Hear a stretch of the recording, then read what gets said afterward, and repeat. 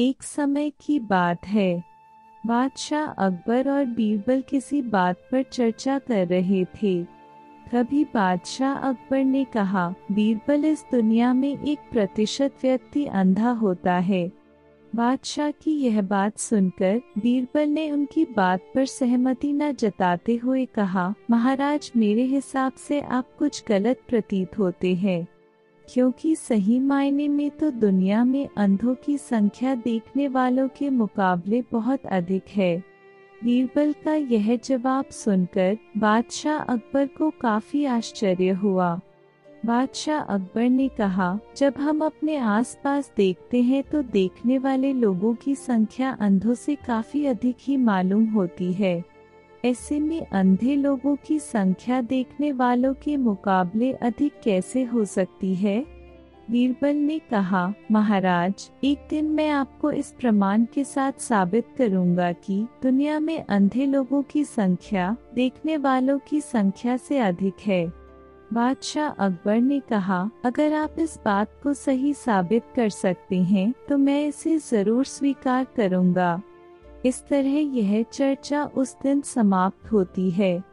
कुछ दिन बीतते ही बादशाह अकबर इस बात को भूल जाते हैं, परंतु बीरबल अपनी बात को प्रमाणित करने का उपाय सोच ही रहा होता है। करीब 7 दिन बीतने के बाद बीरबल को एक योजना सूझती है और वे 2 सेवक को साथ में लेकर बाजार की ओर चल देते हैं। बाजार पहुंचने के बाद बीरबल सिपाहियों से एक चारपाई की चौखट वहां पर मंगवाते हैं और उस चारपाई को बुनने के लिए रस्सी भी मंगवाते हैं। अब बीरबल अपने साथ लाए दोनों सेवकों को आदेश देते हैं कि वे उनके दाहिने और बाएं तरफ टेबल लगाकर बैठ जाएं।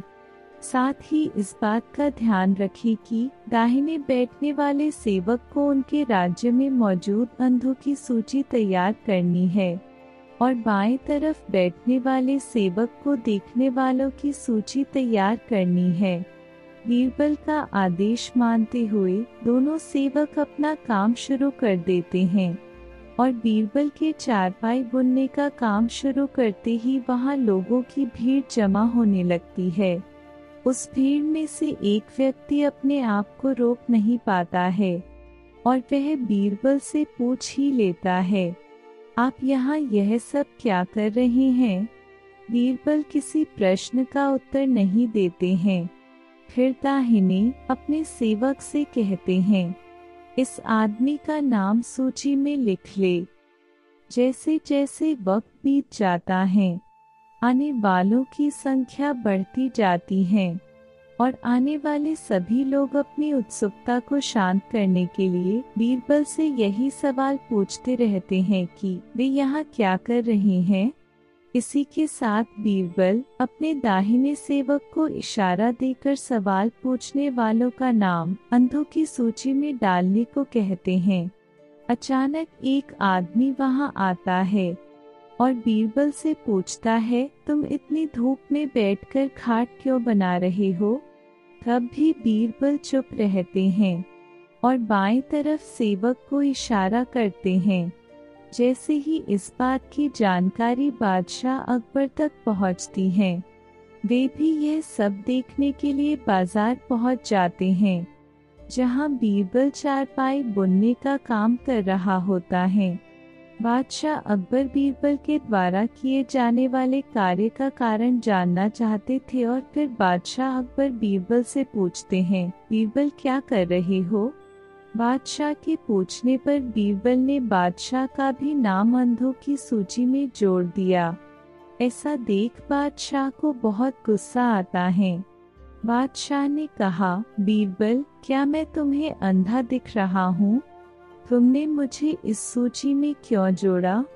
बादशाह अकबर के इस सवाल का उत्तर देते हुए बीरबल मुस्कुराते हुए बोला, महाराज, आप देख सकते हैं कि मैं यहाँ चारपाई बुन रहा हूँ, फिर भी आपने यह सवाल किया कि यह क्या कर रहे हो? अब महाराज, ऐसा सवाल तो आँख वाला व्यक्ति तो नहीं ना पूछेगा। इस बात से बादशाह अकबर समझ जाते हैं कि 7 दिन पहले की गई बात को प्रमाणित करने के लिए यह सब किया जा रहा है। यह जानते ही बादशाह अकबर पूछते हैं, बीरबल तो बताओ कि तुमने अपने प्रयास से क्या पता लगाया, किसकी संख्या अधिक है। बीरबल बोले, महाराज मैंने जो कहा था वही बात सच निकली। दुनिया में देखने वालों के मुकाबले अंधों की संख्या काफी ज्यादा है। इस सूची से आप इस बात को भली भांति समझ सकते हैं। इस कहानी से यह सीख मिलती है कि आँख वाला व्यक्ति भी मूर्खतापूर्ण सवाल करने पर अंधे के समान ही होता है।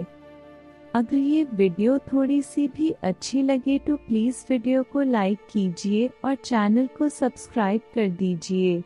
Thank you.